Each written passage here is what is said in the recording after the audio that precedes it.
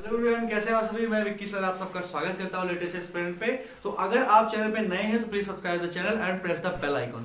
तो नरेशन का एक टॉपिक ये जो काफी मोस्ट आस्क्ड क्वेश्चन कह सकते हैं इसको हम, कई बच्चों की ये डिमांड है कि सर प्रोनाउन चेंजिंग का जो कॉन्सेप्ट है वो एक बार बता दीजिए, क्योंकि इसमें बुक पढ़ते हैं तो बुक में ज्यादा क्लियर लिखा नहीं हुआ है, क्योंकि उसमें ये दिया गया है पर्सन केस ये सब इसके अकॉर्डिंग चेंज करना है। तो मैं यहाँ पे कुछ चीजें बताऊंगा जो वेस हैं और ये कभी भी आपका कभी गलत नहीं हो सकता है, ठीक है। तो प्रोनाउन चेंजिंग के पहले सबसे पहले हम ये जान लेंगे एक चार्ट के माध्यम से कि प्रोनाउन एक्चुअल में होते क्या है और प्रोनाउन में केसेस कौन कौन से होते हैं या पर्सन कौन कौन से होते हैं, ठीक है। तो आपके सामने एक चार्ट बनाने जा रहा हूं मैं।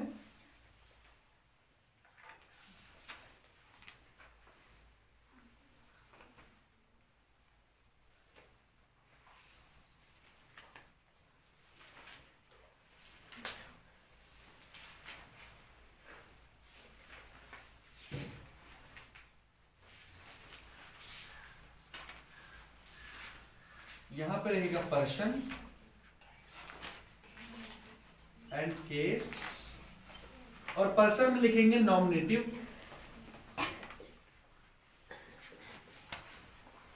नॉमिनेटिव केस में, और इसको हम सब्जेक्टिव केस भी कह सकते हैं,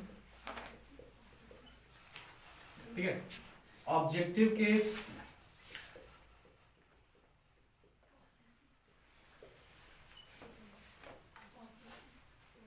पॉजेसिव केस, ठीक है। ये हो गया हमारा केस। अब बात करते हैं पर्सन की। फर्स्ट पर्सन, सेकेंड पर्सन और थर्ड पर्सन। अब फर्स्ट पर्सन में कौन कौन से प्रोनाउन है? आई और वी। और आई और वी जो मैं नॉमिनेटिव या सब्जेक्टिव केस में लिखूंगा, यही इसका नॉमिनेटिव केस और सब्जेक्टिव केस भी होगा। और सेकंड पर्सन में हो जाएगा क्या? यू। थर्ड पर्सन में क्या आएगा? ही, सी, इट और दे, ठीक है। अगर हम बात करें आई की ऑब्जेक्टिव केस क्या होता है, तो आई का ऑब्जेक्टिव केस हो जाएगा मी, और इसका पॉजेसिव केस हो जाएगा माई और माइन, ठीक है। वी हो जाएगा, वी का ऑब्जेक्टिव केस हो जाएगा अस, आर और आर्स। यू का ऑब्जेक्टिव केस क्या हो जाएगा? यू, एंड इसका पॉजेसिव केस क्या हो जाएगा? योर एंड योर्स, ठीक है। अब सी, ही का objective case him, possessive case his. She का हर और हर एंड हर्स, ठीक है। इट का इट एंड इट्स, ठीक है। दे का देम, दियर एंड दियर्स। तो ये चार्ट आपके लिए इतना ज्यादा जरूरी है प्रोनाउन चेंजिंग के लिए, क्योंकि जब हम प्रोनाउन चेंजिंग के लिए तैयार होते हैं तो हमको हमारे पास ये वेपन होना चाहिए, हमें पता होना चाहिए कि योर जो है वो कौन सा केस है और ये किस पर्सन का केस है। ये हमें पता होना चाहिए। Okay, take your time and note down.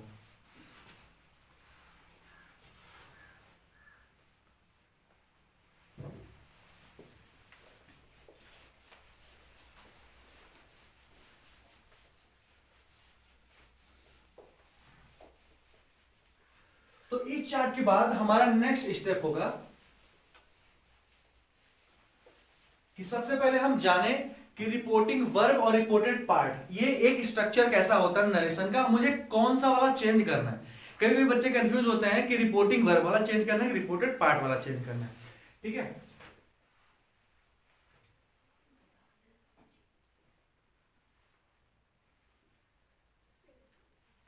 Comma, inverted comma, full stop, comma inverted comma, बंद।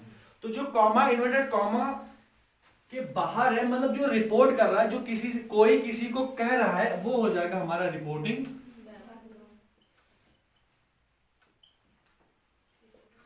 और जो वो एड्रेस कर रहा है, जिस चीज की इंफॉर्मेशन दी जा रही है, वो क्या कहलाएगा? रिपोर्टेड पार्ट कहलाएगा। ठीक है ना। अब बात को समझेंगे। एक फार्मूला है, लगभग सबको पता है, SON/1 2 3। ठीक है। अब ये SON काम करेगा रिपोर्टिंग वर्ब के लिए, और ये 1 2 3 काम करेगा रिपोर्टेड पार्ट के लिए। मतलब जब रिपोर्टेड पार्ट में कोई फर्स्ट पर्सन का प्रोनाउन आया रहेगा, वो रिपोर्टिंग वर्ब के सब्जेक्ट के अकॉर्डिंग चेंज होगा। फिर से आई रिपीट, यदि रिपोर्टेड पार्ट में कोई फर्स्ट पर्सन का प्रोनाउन आया है तो वो रिपोर्टिंग वर्ब के सब्जेक्ट के अनुसार चेंज होगा। यदि रिपोर्टेड पार्ट में कोई सेकंड पर्सन का प्रोनाउन आया है तो वो रिपोर्टिंग वर्ब के ऑब्जेक्ट के अकॉर्डिंग चेंज होगा। यदि रिपोर्टेड पार्ट में कोई थर्ड पर्सन का ऑब्जेक्ट आया है तो रिपोर्टिंग वर्ब के नहीं, तो वो नो चेंज हो जाएगा। मैं यहां पर लिख देता हूं वेयर, जहां S equal to subject, O equal to object and N equal to no change. ठीक है ना। अभी आपको क्लियर हो गया होगा, और ये भी क्लियर हो गया होगा SON 1 2 3 ये जो हम बताने जा रहे हैं, ये नियम जो इसके पहले अभी हमने चार्ट देखा, उसके बिना ये सब पॉसिबल नहीं है। ये हमारा था फॉर्मूला नंबर 1। और फॉर्मूला नंबर 2 क्या है? CPGN। इसको याद रखिएगा, CPGN। यहां पे मैं लिख देता हूं C equal to case, P equal to person, gender and N equal to number. ये हम याद रखेंगे। इसी के अकॉर्डिंग हम सारे जितने भी प्रोनाउन चेंजिंग के जो भी है, ही के अकॉर्डिंग सी को चेंज करना है, या दे के अकॉर्डिंग वी को चेंज करना है, वी के अकॉर्डिंग हमको यू को चेंज करना है, मतलब कुछ भी हो जाए, इस फार्मूले के अंतर्गत सारी चीजें आपको अच्छे से आपको सॉल्व हो जाएंगी अपने आप। ठीक है। तो ये देख लेते हैं। जैसे हमारे सामने एक सेंटेंस है, Pramod said, comma inverted comma, I have completed my work। अभी देख लेते हैं ध्यान से कि ये जो प्रमोद है, प्रमोद सेड, ये प्रमोद सेड तो बदलेगा नहीं। अगर सेड टू की जगह पे कुछ होता तब यहाँ पे हमारा टोल्ड हो जाता, बट सेड तो चेंज होगा नहीं, तो हम बदल लेते हैं प्रमोद सेड। और कॉमा इन्वर्टेड कॉमा को असर्टिव सेंटेंस में, ये असर्टिव सेंटेंस ही तो है ना, असर्टिव सेंटेंस में कॉमा इन्वर्टेड कॉमा को हटा के क्या लगा दिया जाता है? दैट लगा दिया जाता है। अब बात आती है जो हमारा आज का टॉपिक है, मतलब पर्सन कैसे चेंज होता है, ये कैसे वर्क करता है, कैसे एक्शन करता है। आइए देखते हैं।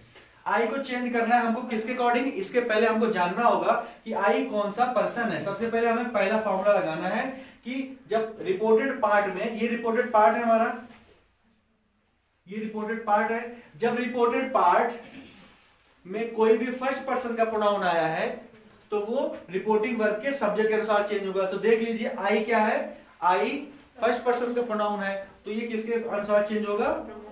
सब्जेक्ट के अनुसार। पहले सब्जेक्ट के अनुसार चेंज होगा। सब्जेक्ट हमारा क्या है? प्रमोद। ठीक है। तो ये देख लेते हैं हम, आई को चेंज करना है प्रमोद के अकॉर्डिंग। हम यहां पे लिख लेते हैं, आई को चेंज करना है प्रमोद के अकॉर्डिंग, प्रमोद के अनुसार। अब देखते हैं इस बॉक्स में क्या भरा जाएगा। ठीक है। तो अभी देख लेते हैं कि CPGN मतलब CPGN, मुझे आई का केस देखना होगा और प्रमोद का पर्सन, जेंडर और नंबर देखना होगा, तब चीजें अपने आप शॉर्टलिस्ट हो जाएंगी। ठीक है। आइए देखते हैं कि आई का केस देखना है हमको। ठीक है। जो लिखा जाएगा भाई, आई देखो, आई के स्थान पर कुछ लिखा जाना है ना। आई को चेंज करना है किसके अकॉर्डिंग? प्रमोद के अकॉर्डिंग। तो देखते हैं कि आई किस केस का है? नॉमिनेटिव केस का है। तो मतलब ये क्लियर हो गया कि यहां पे जो भी लिखा जाएगा वो नॉमिनेटिव केस का ही लिखा जाएगा, ना ऑब्जेक्टिव केस का लिखा जाएगा, ना पॉजिटिव केस का लिखा जाएगा। ठीक है। अच्छा, अब हम सिर्फ चार्ट में सिर्फ नॉमिनेटिव केस वाला याद रखेंगे, आई, वी, यू और दे, ही, कि नॉमिनेटिव केस। याद करिए अपने चार्ट को।